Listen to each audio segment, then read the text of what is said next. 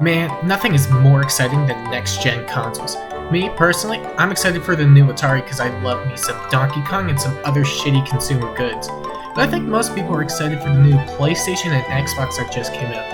And all I can say is, this generation sucks. Imagine waiting several years for these consoles to release. Your wife leaves you, your kids hate you, and the only thing to comfort you are a fridge and an air purifier. And you might say, at least the fridge has food, but like all the display models, it has no food. Nothing! Zilch! Meanwhile, you get this super high quality air purifier that decides to take up half of your living room. Problem is, you already have a functioning air purifier.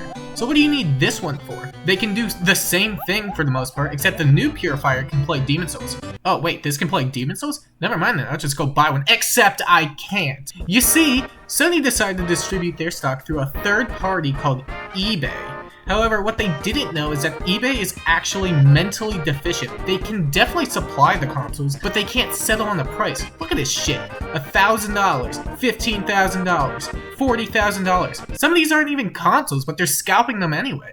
Then you got Microsoft trying to make your micro hard with their new gen system, but they're also distributing their stock through eBay, except they're one step ahead of Sony. After the disaster of their last console, the Wii U, they decided, what if we called our Xbox console the Xbox? And after that, everything followed the same moniker. You got the Xbox One S, you got the Xbox One X, you got the Xbox One S again, but it doesn't have a disk drive. The Xbox One XS, the Xbox One SX. And at this point, you probably lost track of all the S's and X's, and that's how they get you. Think about it. You got this bratty ass kid trying to get their parents to take out another mortgage on their home so they can get him the new Xbox, the Xbox Series X, not to be confused with the Xbox One X, or the Xbox One S, or the Xbox. So the parent goes to Amazon and finds all of this shit, and he's probably thinking to himself, oh, that one has an X in the name. You idiot, they all have an X in the name. So they accidentally get an Xbox One X, not to be confused with the Xbox Series X or the Xbox. And now you're thinking to yourself, I wasn't going to buy them anyway.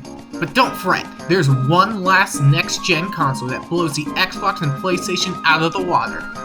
The Mario Game & Watch. This beautiful piece of technology comes bursting out of the gate with 4 games. That's 4 more games than the Xbox XSXX and 3 more games than the PlayStation 5. Oh man, 4 games? That must cost so much money, you might be saying.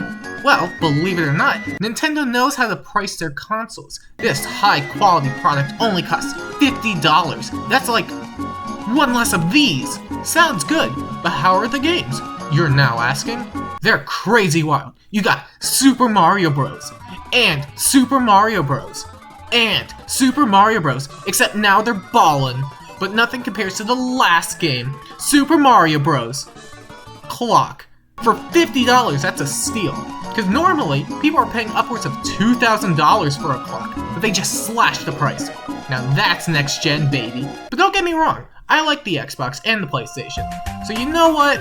I'll give them some business tips. Just for them. For Sony, you should work on those price issues. In fact, just put me in charge, because if it were me, I'd make the PlayStation 5 $40. That would undercut Nintendo, and you'd sell like 1 billion of these things. As for Xbox, if you could send me one of those Xbox fridges, that would be awesome.